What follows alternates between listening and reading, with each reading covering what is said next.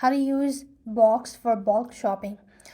Hi everybody, welcome back to our channel. Now Box has officially relaunched under a new ownership MSG distributor following a briefly closer, so often called as Costco for millennials.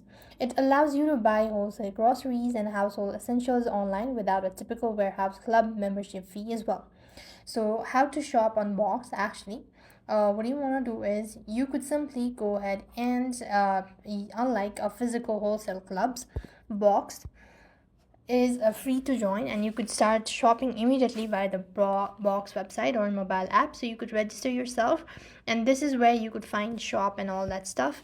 So basically you want to go ahead and start adding item to your cart. You could add in a bulk item. You could go ahead and select uh, ample amount of items into your box or your cart, and you could also use the price per unit as well. And the standard shipping is typically fee free once your order hits a specific threshold, often $49 or $79 depending on your location.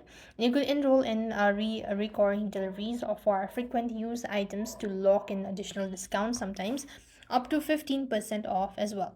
And this way you will be able to use Boxed for bulk shopping.